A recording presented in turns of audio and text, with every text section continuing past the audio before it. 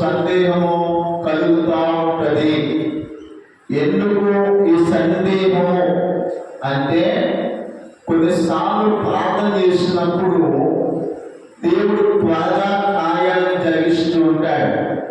కొన్నిసార్లు ప్రార్థన చేసినప్పుడు కొన్ని కార్యాలను దేవుడు ఆలస్యముగా జరిగిస్తూ ఉంటాడు.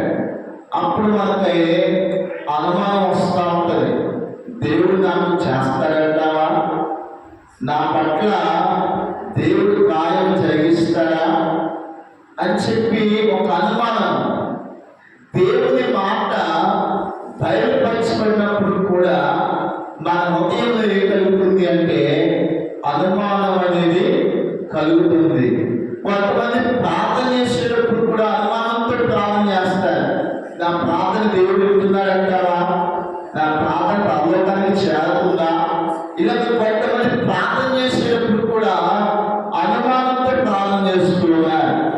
ఇలాగా నువ్వు అనుమానం పడుతూ సందేహపడుతూ ప్రార్థన చేస్తే ఆ ప్రార్థనకు ఫలితం అనేది లేదు. ఆ ప్రార్థన దేవుని ఎదురు చేరదు, దేవుని ఎదురు చేరదు. నువ్వు ప్రార్థన చేసేటప్పుడు ఎలా ఉండాలంటే విశ్వాసంతో ప్రార్థన చేయాలి. విశ్వాసంతో ప్రార్థన చేయాలి. మన కుటుంబ విషయాలు కూడా జ్ఞాపకం చేసుకున్నట్లయితే కుటుంబంలో కూడా ఈరోజు చాలా కుటుంబ వ్యవస్థలు కూలిపోతా ఉన్నాయి.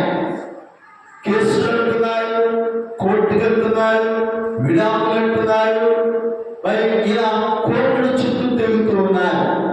కారణం ఏమిటి అంటే ఒకరి మీద ఒకరికి నమ్మకం లేదు, అనుమానము, సందేహము ఈరోజున చాలా కుటుంబాలను విచ్ఛిన్నం చేసేస్తూ ఉంది. భార్యాభర్తల మధ్య సఖ్యత లేదు. కారణం ఏమిటి అంటే అనుమానము. కారణం ఏమిటి అంటే ఒకరి పట్ల ఒకరికి సరైనటువంటి అవగాహన, అర్థం చేసుకునే మనస్సు లేకపోవడం వల్ల ఈరోజు చాలా మంది వారి కుటుంబాలను చిన్న పిల్లలు చేసుకుంటున్నారు. అనవసరమైన నిర్ణయాలు తీసుకుని వారి జీవితాలను, వారి సమయాన్ని వ్యర్థం చేసుకుంటున్నారు. దేవుడు చెప్తున్న మాట ఏంటంటే నీ కుటుంబం బాగుండాలి అని దేవుడు నిన్ను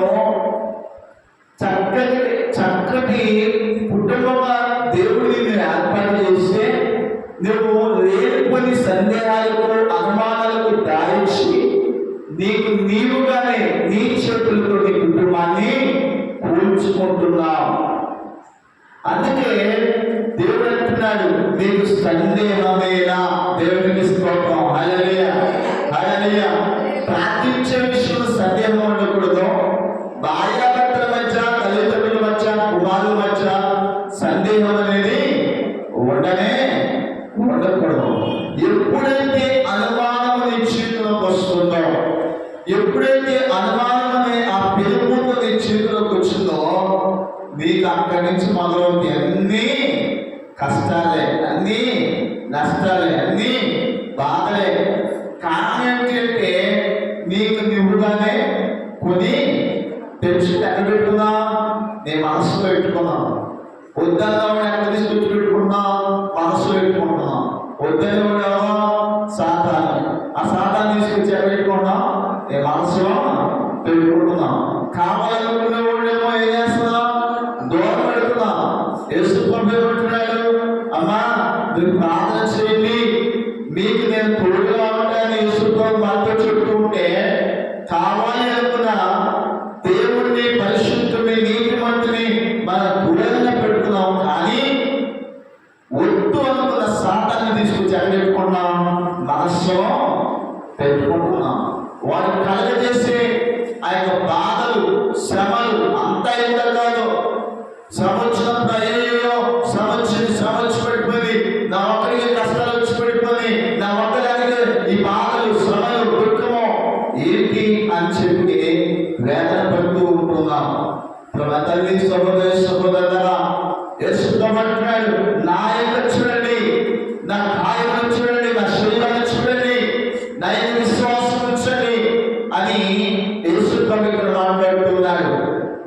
అవన్నీ చూసినా కూడా ఆశ్చర్యం వేసింది. ఇంకా వారి యొక్క నమ్మట్లేదు. కానీ దేవుడు